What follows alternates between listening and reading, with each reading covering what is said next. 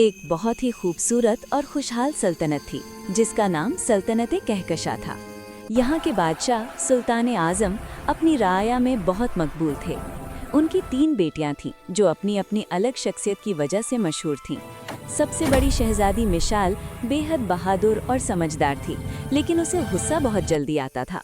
मंजली शहजादी रायमा हुस्न में बेमिसाल थी, बहुत रूमानवी और अपना ज़्यादातर वक्त कपड़ों और आईने के सामने गुजारती थी।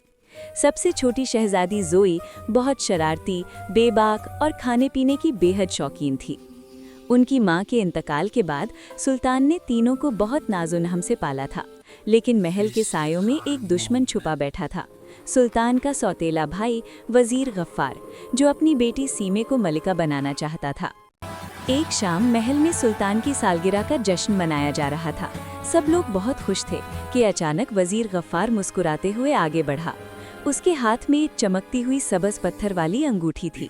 उसने कहा कि ये अंगूठी वो जादुई जजीरे से लाया है और इसे पहनने से सुल्तान की उम्र लंबी हो जाएगी। सुल्तान ने मासूमियत में वो अंगूठी पहन ली। अंगूठी पहनते ही एक जोरदार धमाका हुआ, सबज धुआं फैला और देखते ही देखते सुल्तान गोश्त पोश्त के इंसान से एक बेजान पत्थर के मुजस्समे में तब्दील हो गए। सारा दरबार चीख उठा और शहजादियां रोते हुए अपने बाप से लिपट गईं। गफ्फार ने झूठी हमदर्दी दिखाते हुए कहा कि शायद ये अंगूठी किसी दुश्मन ने बदल दी है और अब इसका तोड़ सिर्फ एक ही चीज़ है। उसने शहजादियों को बताया कि यहाँ से दूर आतिशे कोह पर एक नीलम परी रहती है जिसके पास इस जादू का तोड़ है, लेकिन वो रास्ता मौत का रास्ता है। बहादुर मिशाल ने फौरन फैसला किया कि वो अपने बाप को बचाने के लिए हर खतरा मोल लेगी और तीनों बहनें उसी वक्त महल से निकल पड़ीं। ये सफ़र आसान नहीं था। वो एक घने और तारीक जंगल में पहुंची जहां रायमा को अपने कीमती कपड़े खराब होने की फिक्र की और ज़ोई को अपनी ख़त्म होती हुई खुराक की। अभी वो बहस कर ही रही थी कि अचानक दरख्तों के ऊपर से एक बड़ा जाल उन पर आ गिरा। 3 नकाबपोश नौजवानों ने उन्हें घेर लिया। ये नौजवान दरअसल इस जंगल के मुहाफिज शहजादा सालार, शहजादा रयान और शहजादा अहद थे। सालार ने तलवार निकालकर उन्हें गफ्फार की जासूस समझा और मिशाल ने भी हार नहीं मानी। उसने जाल काटकर सालार पर हमला कर दिया। दोनों के दरमियान ज़बरदस्त मुकाबला हुआ, लेकिन जल्द ही रयान और अहद ने बीच बचाव कराया। जब मिशाल ने उन्हें हकीकत बताई कि वो नीलम परी को ढूंढने जा रही हैं, तो सालार ने अफसोस से बताया कि उन्हें धोखा दिया गया है। वहाँ कोई परी नहीं रहती। वो अंगूठी दरअसल काले जादू की निशानी है और उसे तोड़ने के लिए कोई पानी नहीं, बल्कि एक खास नूरी हथौड़ा चाहिए जो इन मुहाफिजों के किले में महफूज है। अभी वो ये बातें कर ही रहे थे कि अचानक जंगल में अंधेरा छा गया। गफ्फार को अपने जादुई आईने में सब नजर आ रहा था, इसलिए उसने शहजादियों को ख़त्म करने के लिए खौफनाक साए वाले भेड़िए भेज दिए। एकदम से अफरा तफरी मच गई। मिशाल और सालार ने पीठ से पीठ मिलाकर बहादुरी से भेड़ियों का मुकाबला किया।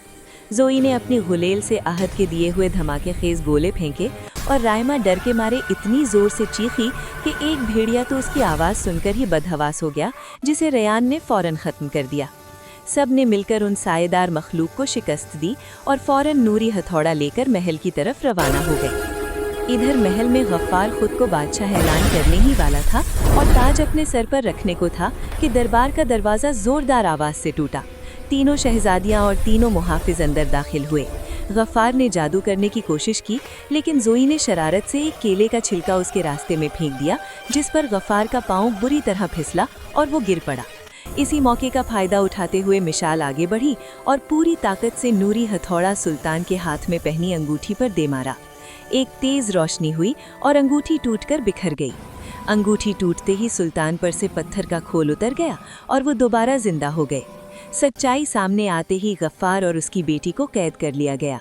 सुल्तान ने अपनी बेटियों और इन बहादुर नौजवानों का शुक्रिया अदा किया। खुशी के इस माहौल में अहद ने ज़ोई से अपना आधा पिज़्ज़ा वापस मांगा, जिस पर सब हंस पड़े। रयान ने रायमा को अपने खूबसूरत बाग की दावत दी और सालार और मिशाल के दरमियान भी एक नई दोस्ती का आगाज़ हो गया और यूं सल्तनत कहकशा में दोबारा खुशियाँ लौट आईं।